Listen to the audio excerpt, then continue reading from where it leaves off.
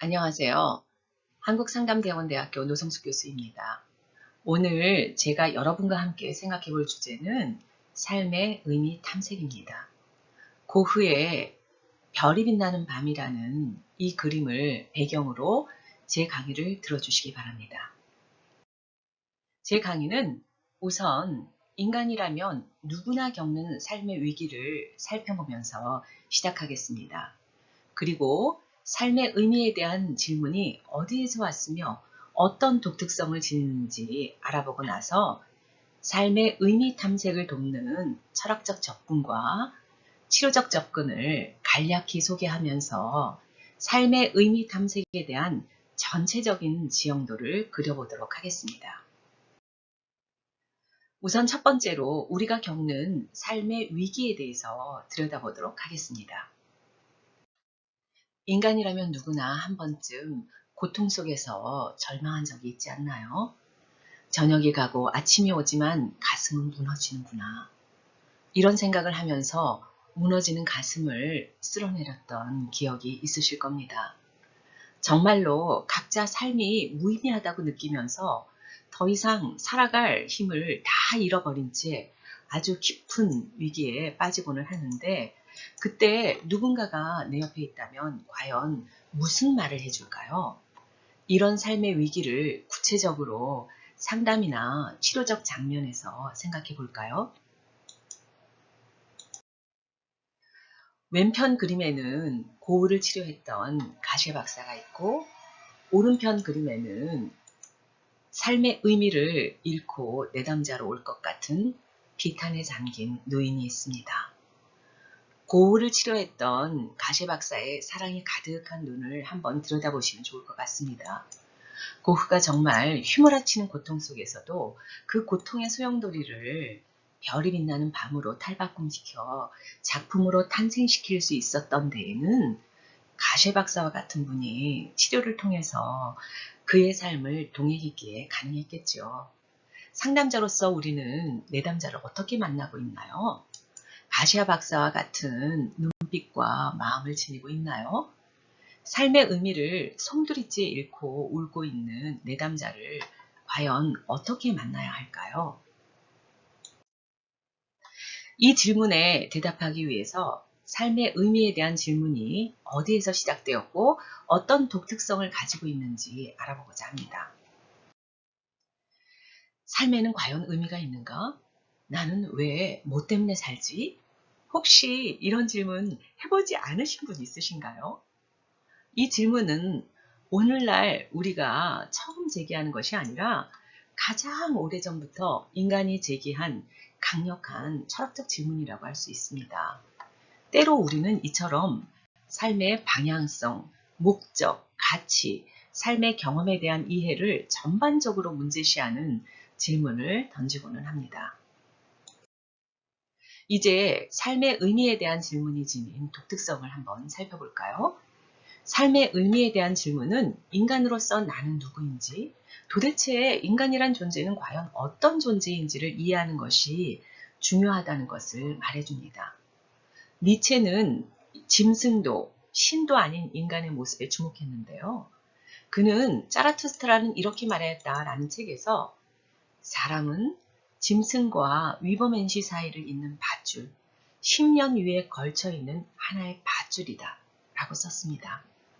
인간이라는 존재가 짐승에서 위버맨시가 되어가는 도중에 있다는 것, 그것도 깜깜한 어둠의 심연에서 그 길을 가야 한다는 실존적인 모습을 잘 표현해 주고 있지요. 이제 본격적으로 삶의 의미 탐색을 돕는 철학적 입장을 소개하겠습니다. 삶의 의미에 대한 실존적인 질문은 종교적 차원으로 넘어가는 신과의 연관성 속에서 크게 유신론적인 입장과 무신론적인 입장으로 나누어집니다. 유신론적인 입장의 대표적인 사상가로는 제일 먼저 아우구스티누스를 들 수 있습니다.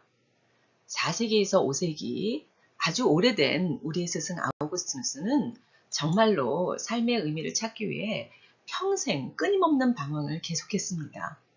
그 방황 끝에 신을 만나면서 삶의 의미를 찾았습니다. 두 번째로 실존 철학을 탄생시킨 키엘케고르를 꼽을 수 있습니다. 그는 삶의 무의미를 절망이라고 표현하면서 이를 철저히 분석했습니다. 절망이 죽음에 이르는 병이라고 했지만 결국 그 절망 속에서도 종교적 실존으로 결단을 내림으로써 신적 영혼성을 만나서 절망을 극복할 수 있다고 했습니다. 유신론적인 입장에서 삶의 의미를 탐색한 또 한 사람은 바로 톨스토이입니다. 그는 안나 까레리나 전쟁과 평화로 일약 전 세계적인 작가로서 스타덤에 오르고 나서 한 50세쯤 깊은 우울증에 빠졌습니다. 그는 자신의 우울증을 무의미병이라고 지칭했는데요. 밑도 끝도 없는 그 무의미병으로부터 민중들의 생생한 삶 속에서 다시금 신을 찾으며 새로운 삶의 의미를 발견했습니다. 삶의 의미 탐색을 돕는 현대의 무신론적인 입장들도 소개드리죠.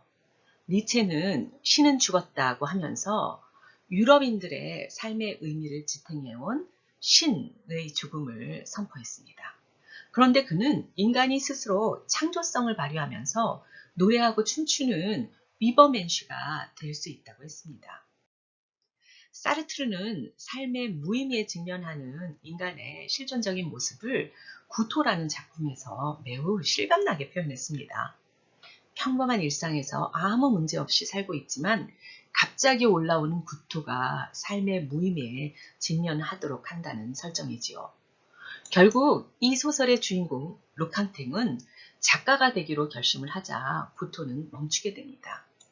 사르트르의 말을 빌리자면 실존적 기투를 통해서 자유인이 되면서 삶의 의미를 찾게 된 것이지요. 까미는 어느 날 마치 무대 장치가 떨어져 나가듯 갑자기 밀어닥치는 낯선 경험, 즉 삶의 무의미를 이방인이라는 소설에서 다룹니다.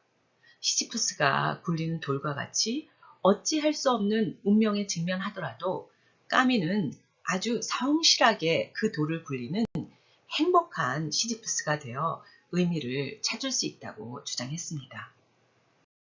지금까지 삶의 의미 탐색을 돕는 철학적 접근을 살펴보았고, 이제는 삶의 의미에 대한 치료적 접근을 간략하게 알아보도록 하겠습니다.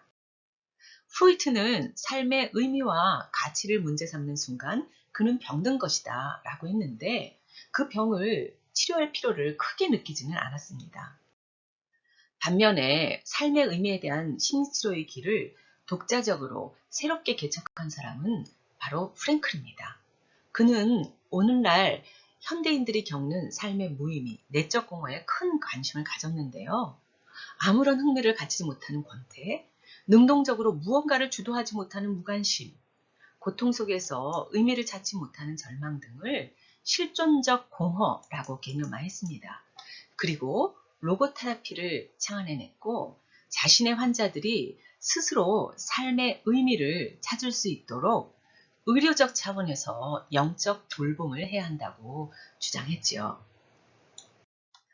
프랭클의 문제의식을 이어받으면서 얄롬은 이를 좀 더 심화시켰습니다. 그는 많은 내담자들을 만나면서 그 내담자들이 의외로 실존적인 문제로 아주 많이 힘들어하고 있다는 것을 목격했습니다. 그래서 죽음, 자유, 소외, 무의미 이 네 가지 실존의 궁극적인 관심들을 토대로 실존주의 심리치료를 새롭게 전개했습니다. 지금까지 저는 여러분과 함께 삶의 의미 탐색을 돕는 철학적인 접근과 치료적 접근을 살펴보았는데요. 고흐의 또 다른 그림 아르레 별이 빛나는 밤을 보여드리면서 마무리하도록 하겠습니다. 이 그림에서 깜깜한 밤이지만 서로 기대고 있는 두 사람이 보이시나요? 저는 이 둘을 내담자와 상담자로 보고 싶네요. 여러분, 앞서 간략하게 살펴본 철학적 접근과 치료적 접근을 좀 더 자세히 알고 싶으신가요? 삶의 의미를 잃은 채 좌절하는 내담자들과 만나서 대화하는 상담자도 거듭나는데 여러분을 초대하면서 오늘 제 강의는 이것으로 마치도록 하겠습니다.